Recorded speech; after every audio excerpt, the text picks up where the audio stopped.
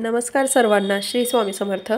आज मी मार्गशीर्ष महिन्यातील गुरुवारची पूजेची मांडणी कशी केलेली आहे ते तुम्हाला दाखवते. त्यासाठी मी काय काय साहित्य घेतले ते बघूया.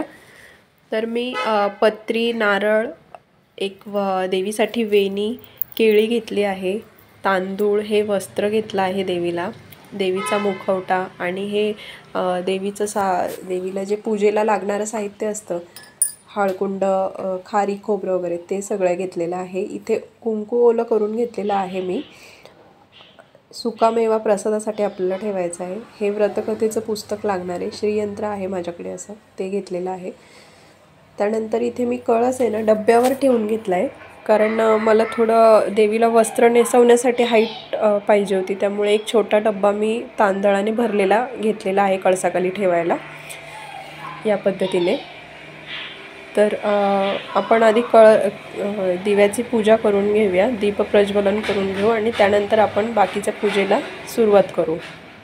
तर इथे हे देवीला कळसाला सजवण्यासाठी हे साहित्य पण लागणार आहे आपल्याला. काही ज्वेलरी घेतल्या आहेत मी. आता इथे आपण आधी दीप प्रज्वलन करून घेऊ. त्यासाठी मी एक नागवेलीचं पान, त्यावर अक्षता ठेवल्या आहे, हळदी कुंकू अक्षता, त्यावर दिवा ठेवून दिव्याची पूजा करून घेते आहे. दीप प्रज्वलन झाल्यावर त्यानंतर आपण पुढच्या पूजेला सुरुवात करूया. तर आधी आपण कळस तयार करून घेऊया.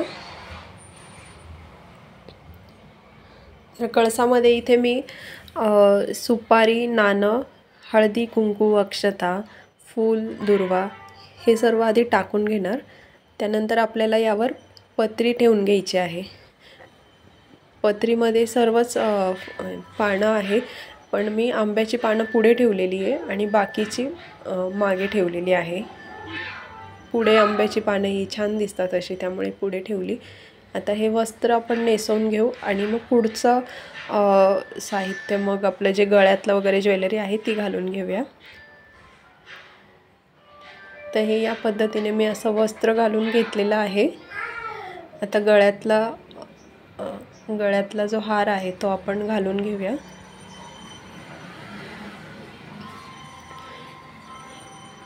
सगळी ज्वेलरी मी घालून घेते. हे या पद्धतीनं न करता फक्त आपण जर नारळाला जरी सर्व हे शृंगार केला ना तरी छान दिसतं खूप.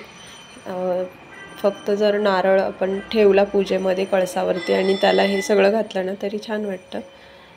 तर आधीच मी ना नारळाला मुखवटा लावून घेतलेला आहे, बांधून घेतलेला आहे. त्यानंतर आपण हे कळसावर नारळ ठेवून घेतलं आहे आणि आता हे मी कानातले वगैरे घालून घेतलेले आहेत.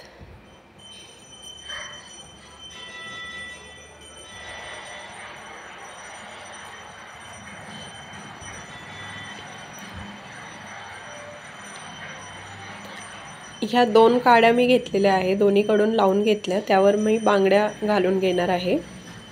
हिरव्या बांगड्या आहेत माझ्याकडे, त्या घालून घेते. कळस आपला तयार झालेला आहे, छान तयारी झालेली आहे.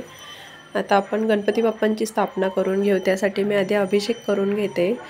तर अभिषेक करताना सतत ओम गण गणपतये नमः किंवा श्री गणेशाय नमः या मंत्राचं स्मरण चालू होतं बाप्पांचं. आणि एका नागवेलीच्या पानावर मी त्यांची स्थापना करून घेतलेली आहे.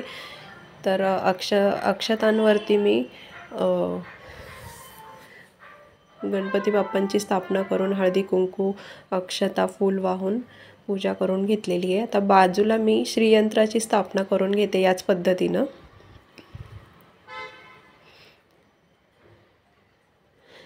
तुमच्याकडे जर लक्ष्मी मातेची मूर्ती असेल किंवा कमळगट्ट्याची माळ असेल, ते सर्व ह्या पूजेत ठेवा.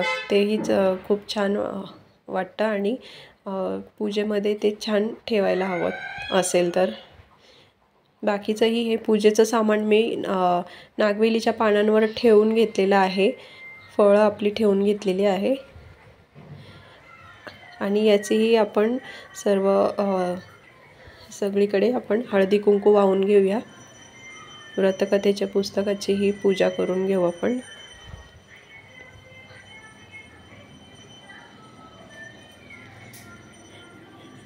या पद्धतीनं आपली ही पूजा झालेली आहे.